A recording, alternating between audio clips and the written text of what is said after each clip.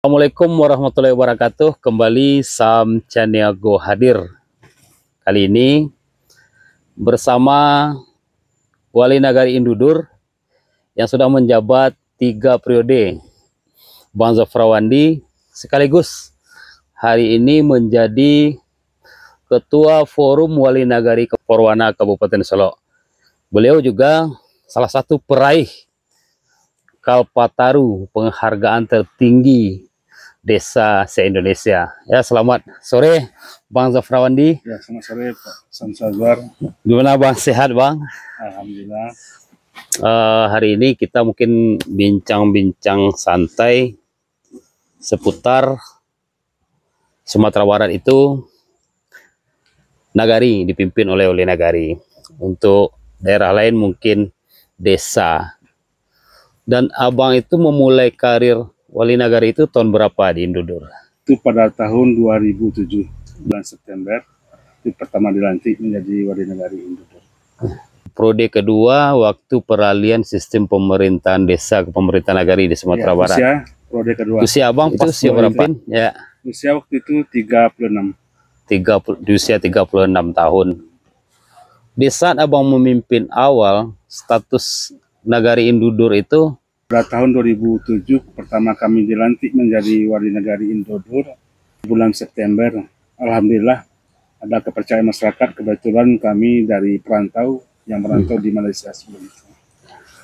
Dan 2007 itu Indudur itu salah satu nagari yang ada di Kabupaten Solo. Dari 26 nagari, Indudur salah satunya adalah nagari yang sangat tertinggal. Jadi waktu 2007 termasuk nagari tertinggal dari 26 nagari. 74 nagari yang ada di Kabupaten Solo, itu 26 nagari termasuk nagari tertinggal. Dan Indudur itu salah satunya adalah nagari yang sangat tertinggal. Sangat tertinggal ya. Peralihan dari kepemimpinan Abang kala itu beberapa tahun bisa peningkatan status melepaskan dari ketertinggalan. Jadi alhamdulillah dengan waktu berjalan di periode pertama itu kita mencoba mencari sebuah potensi yang ada di Nagari Indudur, bagaimana untuk membangkitkan Nagari Indudur itu jauh lebih baik daripada masa waktu itu. Dan potensi-potensi itulah yang kami coba mengembangkan bersama-sama masyarakat, bersama tokoh masyarakat, dengan membuat program yang betul-betul bisa meningkatkan ekonomi masyarakat dan juga bagaimana menjemput infrastruktur ke pemerintah yang lebih tinggi supaya Indudur itu jauh lebih baik daripada waktu saya pertama sekali menjadi Wali Nagari.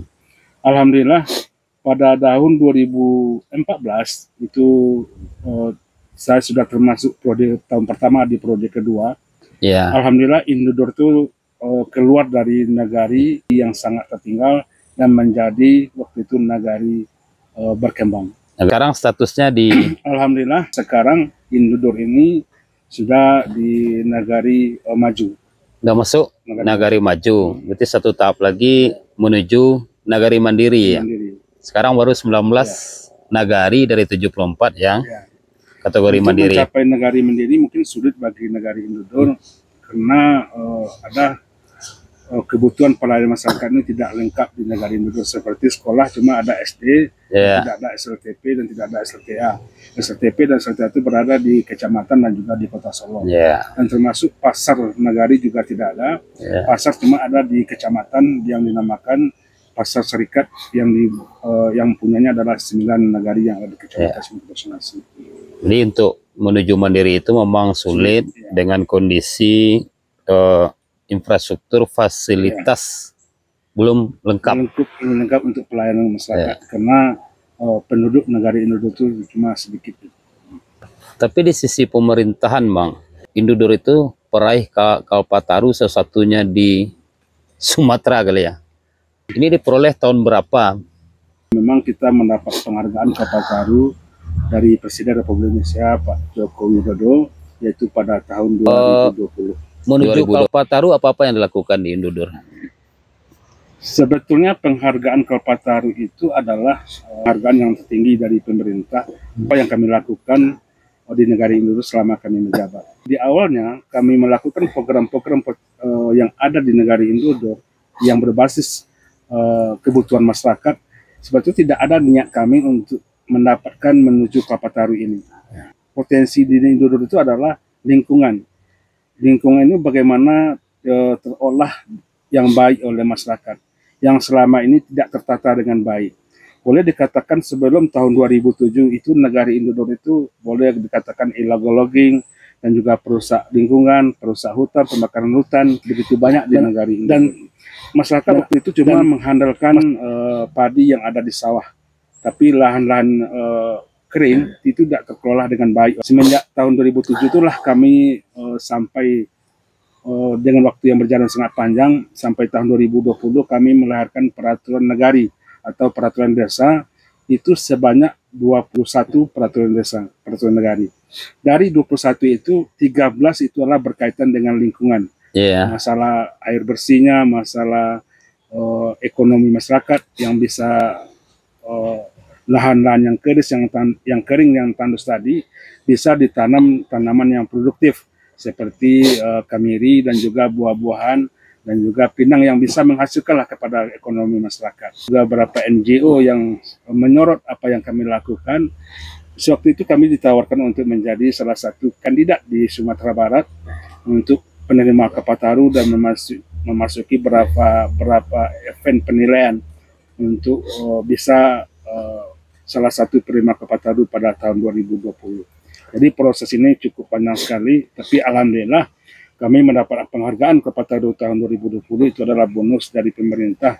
Mungkin itu adalah ucapan dari pemerintah atas apa yang kami lakukan secara ikhlas dalam rangka membangun masyarakat Indonesia, apalagi di bidang infrastruktur dan juga bidang lingkungan yang bisa lingkungannya bagus, lestari dan juga bisa menjadi ekonomi yang produktif bagi masyarakat. Ya, tapi tidak semua nagari dan desa itu mampu memperoleh Kalpataru itu sendiri, karena itu sebuah penghargaan secara nasional yang cukup tertinggi. Yang membina, apakah ada NGO lain? Kita juga selain tentu sebagus apapun peran kita sebagai warga negara di negara kita masing-masing, seperti kami sendiri di Indodur, tanpa dukungan lembaga nagari, masyarakat, tentu kami sulit juga melaksanakan program-program yang kami lahirkan yang betul-betul bisa bersentuhan dengan ekonomi masyarakat. Dan di sini juga dukungan ini juga tidak terlepas dari dukungan di pemerintah daerah seperti bupati dan juga jajaran dari kedinasan lingkungan hidup dan juga dinas kehutanan, dan termasuk di provinsi Sumatera Barat tentu dinas lingkungan hidup dan juga dinas kehutanan, dan juga dari NGO itu NGO warsi yang baik itu secara administrasi dan pelaksanaan di lapangan yang selalu memberi bimbingan atau pelatihan-pelatihan kepada kami sendiri dan juga kepada masyarakat kami. Jadi masalah lingkungan Indodur itu daerahnya berbatasan langsung apakah dengan wilayah hutan atau gimana Pak Wali? Ya, Indodur itu lingkarannya adalah memang di lingkar luarnya adalah berbatasan langsung dengan hutan lindung. Ya, tadi ada yang 21 peraturan nagari atau perdes yang telah dilahirkan di Indodur. Di antara 13 aturan itu persoalan lingkungan memang, itu seperti apa regulasi gambaran umumnya? Kita telah melahirkan 21 peraturan nagari atau peraturan desa, dan 13 dari 21 itu adalah dalam rangka mendukung lingkungan hidup dan juga berkaitan dengan ekonomi masyarakat. Jadi sebetulnya lahirnya sebuah perna atau peraturan desa itu sebetulnya sesuai dengan kondisi nagari atau desa kita di Indodur. Dan nagari Indodur itu ada permasalahan-permasalahan kadang-kadang harus dipaksa. Tentu kita melahirkan peraturan nagari untuk melakukan sesuai yang kita harapkan. Tujuan kita tidak lain tidak bukan adalah untuk kebaikan masyarakat itu sendiri, tapi untuk mengubah pola masyarakat, kebiasaan masyarakat yang kita coba mengalihkan dengan cara baru. Itu adalah sangat sulit sekali kalau kita laksanakan cuma sosialisasi. Jadi, seperti peningkatan ekonomi masyarakat. Tadi mungkin di awal kami sampaikan Indodur itu sebelumnya adalah tandus gersang, kerusakan hutan di mana-mana, illegal logging di mana-mana, illegal mining. Itu dalam pengelolaan itu kami coba mengatur dengan perna nagari, seperti di mana diwajibkan masyarakat itu menanam tanaman tua, tanaman yang produktif minimal 0,5 hektar. Itu salah satu contoh. Yang kedua, bagaimana masyarakat tidak melaksanakan illegal logging, kebakaran hutan, merusak hutan, dan bagaimana masyarakat bisa menjaga tidak melepaskan ternak ke hutan. Itu kami muat dengan peraturan nagari. Dan juga penyakit masyarakat. Yang masyarakat ini sangat pemalas, duduk di warung, bermain kartu, bermain domino, dan berjudi. Itu sudah biasa di Indonesia sebelum ini. Dan waktu pada tahun 2008 kami sinkronkan supaya pernah yang kami wajibkan masyarakat ini menanam di kelahan masing-masing supaya waktunya tidak dihabiskan di warung-warung, dan di situ kami buat peraturan yang mana tidak dibenarkan pada siang hari masyarakat kami bermain kartu, bermain domino, mahjong di warung pada siang hari, dan tidak dibolehkan cuma pada malam hari, dan tidak boleh main judi. 13 itu adalah seluruhnya berkaitan dengan lingkungan, seperti penyelamatan mata air dan juga menyelamatkan lingkungan. Itu kami buat pernanya yang mana tidak dibenarkan masyarakat kami meracun ikan dan memutasikan, kecuali ekonomi masyarakat dibolehkan. Termasuk juga Kamtibmas ya. Pernah yang tidak ya, Kamtibmas dalam menciptakan situasi nagari yang aman sehingga aktivitas masyarakat itu terarah mengolah dari lahan yang ada. Salah satu dari Kalpataru itu kita mendengar berapa hektar status hutan yang diturunkan untuk Nagari Indodur. Sebetulnya hutan yang ada di Nagari Indodur ada 558 hektar. Kami bermohon kepada Menteri pada tahun 2011 untuk menjadikan hutan lindung itu menjadi hutan kemasyarakatan atau HKM yang bisa dikelola oleh masyarakat. Karena kalau menjadi hutan lindung itu tidak bisa dikelola oleh masyarakat. Kalau menjadi HKM itu bisa dikelola oleh masyarakat. Pada tahun 2013 SK kami dikeluarkan oleh Menteri Lingkungan Hidup dan Kehutanan yang mana di Indodur itu dibenarkan untuk dan hutan lindung yang 558 hektar menjadi hutan kemasyarakatan. Dan untuk izin pengelolaannya kita harus ada surat dasar dari SK dari Menteri, itu diperkuat oleh izin dari Bupati Solo. Alhamdulillah pada tahun 2015 kami dapat izin dari Bupati Solo untuk pengelolaan hutan lindung menjadi hutan kemasyarakatan, tapi sayang tidak semua, cuma 248 hektar yang dapat dari Bapak Bupati Solo. 248 hektar. 48 hektar itu komoditi apa? Bagaimana cara mengolahnya? Kita mengelolanya memang yang non kayu, yang bisa menghasilkan ekonomi masyarakat. Menanam itu kemiri dan juga durian, buah-buahan, dan juga pinang, dan juga manggis. Itu yang komoditi yang kami unggulkan di Nagari Indodur. Termasuk kayu manis ya, kayu manis. Kata yang diolah oleh 7 kelompok tani. Ya, di 7 kelompok lahan tersebut diolah oleh kelompok-kelompok. Sampai hari ini yang sudah produktif, yang sudah produksi manfaat yang menghasilkan masyarakat itu komoditi apa? Kemiri, pinang itu telah menghasilkan kepada masyarakat, dan juga termasuk manggis sekarang ini sudah belajar berbuah, dan sekadar untuk makan itu sudah bisa dikonsumsi oleh masyarakat. Untuk 3 tahun ke depan manggis Nagari Indodur itu, apalagi di lahan AKM itu adalah sebuah ekonomi yang menjanjikan kepada masyarakat Indodur. Kami telah menganggarkan pada tahun 2018 yang dengan dari dana desa, yang mana kami memberikan bibit manggis kepada seluruh masyarakat Nagari Indodur, baik yang pemudanya, baik yang sudah berkeluarga, itu diwajibkan menanam manggis, dan kami kawal penanamannya dan juga kami kawal pemeliharaannya. Alhamdulillah sekarang sudah belajar berbuah. Yang agak lambat itu adalah seperti kayu manis ya. Dan juga mungkin durian, karena duriannya kebanyakan durian kampung. Kalau kemiri sendiri, apakah udah produksi? Ya, kalau kemiri itu adalah komoditi unggulan di Nagari Indodur.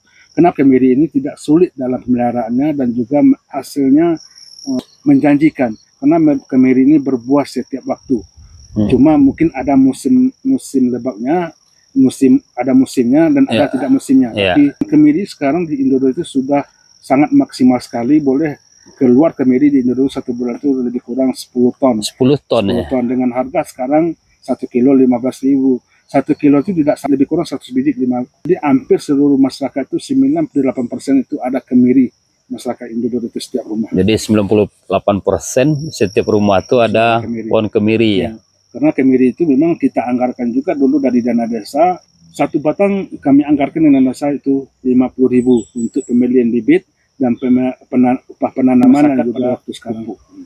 Jadi untuk harga kemiri itu seperti enggak komoditi lain. Di saat panen meningkat, itu sektor pasar dan harga itu anjlok. Alhamdulillah harga kemiri ini tidak jauh lari dari harapan berbeda. Karena waktu kami pertama menanam waktu musim dulu, kemiri cuma harganya 8.000 1 kilo. Dan itu meningkat terus sampai saat sekarang. Pernah turun cuma dari 8.000 itu cuma sampai 7.000. Nah, naik lagi. Sekarang sudah waktu itu sampai 10.000. Dan masa sekarang sudah mencapai 15.000 1 kilo ada di kemiri mentah. Itu yang cuma buah mentah. Buah mentah. Apalagi kalau di Indonesia itu juga bisa mampu memproduksi, menghasilkan seperti minyak kemiri, Bang. Alhamdulillah memang kita tidak berhenti di situ. Bagaimana pengembang kemiri ini biasa masyarakat menjual mentah, sekarang sudah kita bisakan kemiri itu jadi minyak kemiri. Itu khusus untuk ibu-ibu membuat minyak kemiri. Alhamdulillah juga telah menghasilkan ekonomi kepada masyarakat itu sendiri. Sudah ada di pasaran, tapi penjualan secara medsos dan juga dari mulut ke mulut, karena belum diletakkan di market, karena kami belum dapat izin BPOM, karena belum ada rumah produksi. Tapi seluruh izin kami telah dapat, dan alhamdulillah minyak kemiri itu sudah menjadi sebuah produk Nagari Indodor untuk kesibukan bagi ibu-ibu menua sekitar 70 orang. Nagari Indodor sudah mampu melahirkan one produk. Bisa jadi juga ikon Nagari Indodor ini ke depan. Manggis juga bisa menjadi sentra manggis di Kabupaten Solo. Nah, 3 periode Abang memimpin di Indodor. Sebelum kita closing, mungkin ada yang perlu disampaikan pencerahannya kepada baik mungkin teman-teman Wali Nagari, support selaku ketua forum Wali Nagari, karena Bang Altof juga sering diundang menjadi narasumber dalam persoalan lingkungan gitu. Sebetulnya Wali Nagari ini mungkin Pak Wali tahu latar belakang Wali Nagari yang ada di seluruh Indonesia lah, kepala desa itu dengan latar belakang berbeda-beda. Dalam rangka kita menjalankan amanah yang ditugaskan oleh masyarakat, seperti kami sendiri sudah 3 periode. 2007 itu kami cuma menang 8 suara. Suara. Memang nasib jadi Wali Nagari. Untuk periode kedua kami menang 80%. Periode ketiga kami menang 81%. Bagaimana kami menjalankan roda-roda pemerintahan yang diharapkan oleh masyarakat itu adalah tentu menggali seluruh potensi yang ada di negari. Kami percaya setiap Wali Nagari dan kepala desa yang ada di seluruh Indonesia, desanya masing-masing itu akan beda potensi, tidak akan sama. Jadi ini memang tergantung kepiawaian kita masing-masing sebagai Wali Nagari, bagaimana kita menggali potensi itu sendiri. Potensi itu menjadi sebuah program bagi kita dan menjadi sebuah target-target kita ke depannya dalam rangka membangun nagari kita sendiri. Karena salah satu tugas kita sebagai yang diamanahkan oleh masyarakat untuk menjadi Wali Nagari tentu bagaimana membangkitkan ekonomi masyarakat dan bagaimana mensejahterakan masyarakat dan bagaimana pendidikan anak-anak kita ke depannya. Itu tentu itu yang kita harapkan sebetulnya. Bagaimana menggali potensi dan mengembangkan potensinya menjadi sebuah dan mengantarkan negara itu menjadi negara yang jauh lebih baik sewaktu kita memimpin dan setelah kita berhenti. Ada sebuah kepuasan batin bagi kita karena kita telah melaksanakan tugas kita sebagai yang diharapkan oleh masyarakat. Jadi intinya penggalian potensi yang ada menjadi sebuah inovasi untuk kepentingan masyarakat ke depan. Jabatan Abang tinggal 3 tahun. Harapan untuk Nagari Indodor seperti apa? Insya Allah Januari 2008 itu akan berakhir. 17 tahun itu bukan waktu yang panjang dalam melaksanakan tugas sebagai Wali Nagari. Terlepas dari kelemahan kekurangan yang tinggal 3 tahun ke depan, dan harapan kita kepada masyarakat Nagari Indodor tentu kamilah yang 3 tahun sisa jabat 3 tahun ini. Mudah-mudahan kami betul-betul bisa menyelesaikan 3 tahun ini. Dulu Nagari sangat tertinggal, Nagari berkembang, dan sekarang sudah menjadi negari maju, dan kita berharap nanti akan menjadi negari mandiri. Itu harapan kita ke depannya. Mandiri dari segala bidang, baik itu ekonominya, baik itu pendidikannya, dan yang pendidikan ini adalah sangat kita harapkan sekali, karena pendidikan anak-anak kita, masa depan bangsa kita, dan juga secara khusus tentu bangsa masa depan Nagari Indodur dan Kabupaten Solo. Kami juga secara pribadi tentu mengucapkan terima kasih yang setinggi-tingginya kepada masyarakat Nagari Indodur dan juga pemerintah daerah Kabupaten Solo, pemerintah provinsi, dan pemerintah secara tingkat nasional. Tentu tanpa dukungan masyarakat, tanpa dukungan pemerintah, kami tidak akan bisa melaksanakan tugas dengan baik. Alhamdulillah, Kapataru bukan satu-satunya prestasi yang kami raih. Sampai saat sekarang kami telah meraih 31 prestasi yang kami raih, baik itu di tingkat kabupaten dan tingkat nasional. Mudah-mudahan Nagari Indodur betul-betul bisa negari yang bisa membahagiakan dan mensejahterakan masyarakatnya itu sendiri.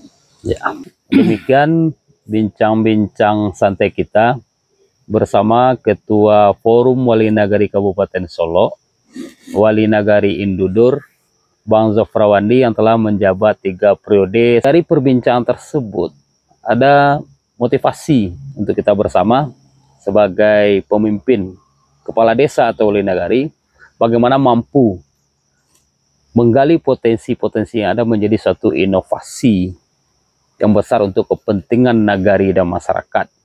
31 penghargaan, prestasi, piagam yang telah diraih selama 3 periode, baik itu skala prestasi daerah, provinsi, juga sampai ke tingkat nasional. Semoga apa yang telah dilakukan merupakan suatu harapan besar untuk perubahan Nagari Indodur yang telah berubah status sejak beliau memimpin dari nagari sangat tertinggal di Kabupaten Solo, hari ini berstatus menjadi nagari maju. Artinya 3 tingkat status telah dilewati. Bagaimana Nagari Indodur ke depan menjadi nagari mandiri di Kabupaten Solo. Cukup demikian, mohon maaf. Assalamualaikum warahmatullahi wabarakatuh. Terima kasih, Abang.